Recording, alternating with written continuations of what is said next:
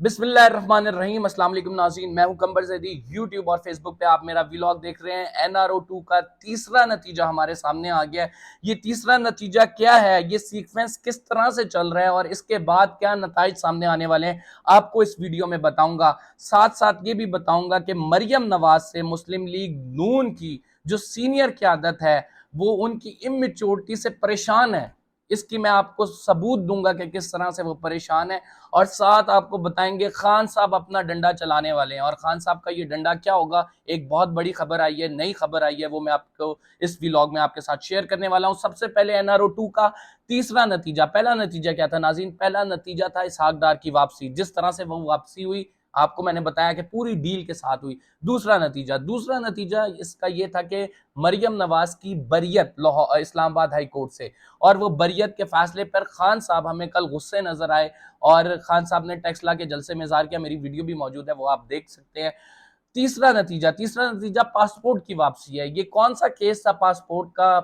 Passport की जो वापसी हुई है ये क्यों हुई है, और इस हवाले से नैब ने क्यों कुछ नहीं किया है, ये मैं आपको सारी चीजें बताने वाला हूँ।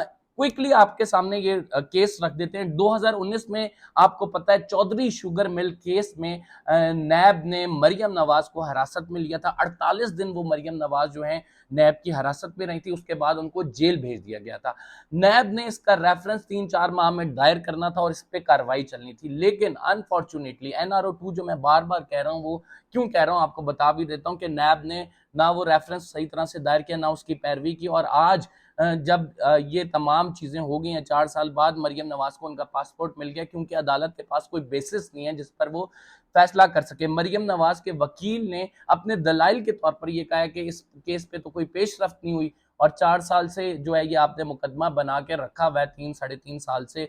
तो इस पर तो अगर पेशरफ्त नहीं हुई तो पासपोर्ट वापस कर दें, और यही वजह बनी कि अदालत ने उनका पासपोर्ट वापस कर दिया। अदालत समझी कि नैब इसमें इंटरेस्टेड नहीं है। नैब की NRO2 की जो डील की बात कर रहा हूं मैं, उसमें आपको बता देता हूं, नैब ने इस्लामाबाद हाई कोर्ट का फैसला जिसमें मरियम नवाज की बरियत हुई है, सुप्रीम कोर्ट में चैलेंज क्यों नहीं किया? अगर आपने ट्रायल कोर्ट से मरियम नवाज को सजा दिला दी है, हाई कोर्ट में चले आप मुकदमा हार गए, सुप्रीम कोर्ट में, तो आपको चैलेंज करना चाहिए था। लेकिन वो चैलेंज ना करने की वजूहात हैं NRO2।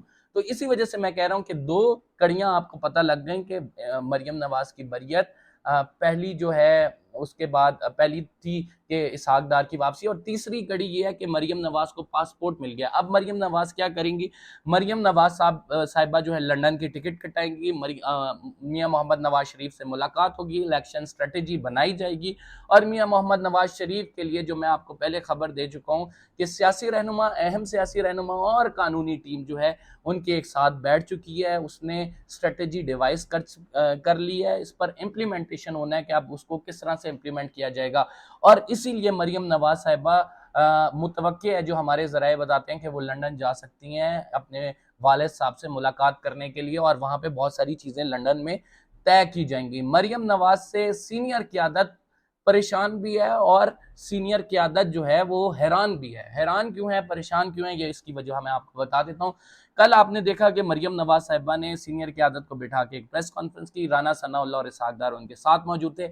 मरियम नवाज साहिबा उसमें कह रही है कि साइफर की तहकीकात होनी चाहिए, और साइफर की तहकीकात, साइफर चोरी हुआ है, मतलब साइफर की चोरी की तहकीकात होनी चाहिए। जो साइफर चोरी हुआ है ये इमरान खान के घर जाके इनको, इनके घर पर रेड करना चाहिए, इनको गिरफ्तार करना चाहिए और फिर साइफर निकालना चाहिए। और उन्होंने अमरीकी प्रेसिडेंट की मिसाल दी कि कुछ डॉक्यूमेंट्स अमरीकी प्रेसिडेंट सीक्रेटली अपने घर ले गए थे, और वो बड़े हसास डॉक्यूमेंट थे, और उसके बाद एजेंसीज ने कार्रवाई करके उनके घर से डॉक्यूमेंट्स निकाले। इस पे इसहाक डार के हवास बाख्ता हैं, और राना सनाउल्लाह साहब सो रहे हैं। जैसे ही उन्होंने कहा राना साहब आपको इस पर रेड मारना चाहिए, राना साहब उठे और साथ में कहा कि अच्छा जी, बिल्कुल इस तरफ इशारा किया, हाँ जी।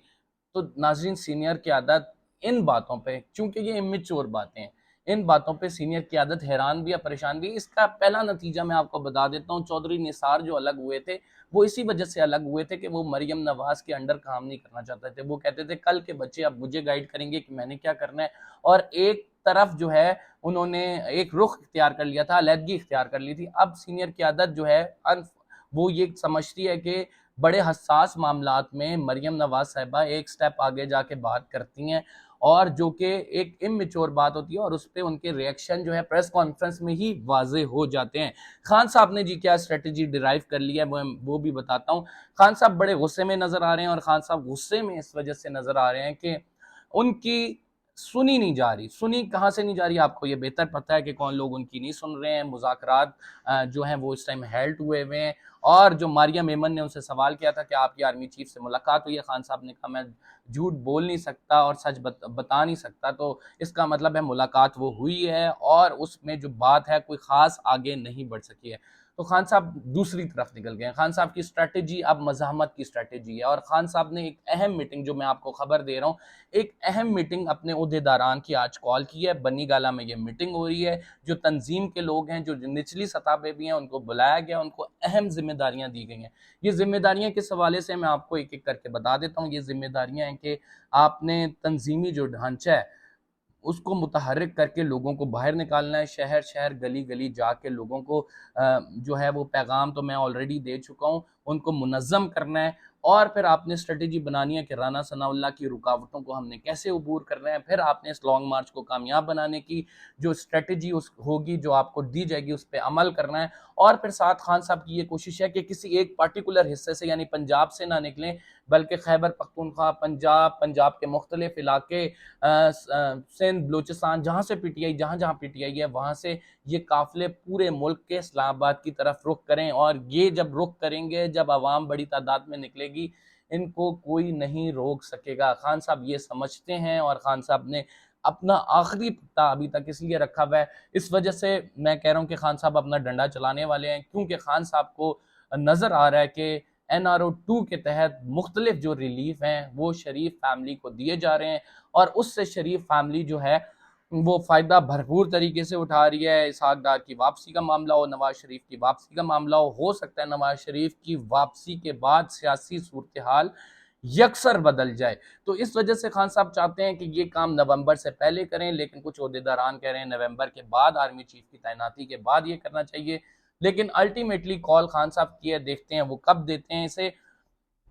हमारे पास ये न्यूज़ थी कि NRO 2 के तहत मुख्तलिफ रिलीफ, मजीद रिलीफ भी अब मिलने वाले हैं मुस्लिम लीग नून को, और मुस्लिम लीग नून की क़यादत के साथ जो डील हुई है एग्जैक्ट अकॉर्डिंगली जो है उसके मुताबिक अमल हो रहा है। और ये जो रिजीम चेंज ऑपरेशन है जिसकी हम बात करते हैं, जो खान साहब बात करते हैं, ये फुल फ्लैज अपने तरीके से इस टाइम जो है वो इम्प्लीमेंट भी हो चुका है। कुछ कुछ इसके जो है पॉइंट्स रहते हैं उन्होंने इम्प्लीमेंट होना है। तो लेट्स सी मामलात आगे कहाँ जाते हैं। फिलहाल के लिए इतना ही।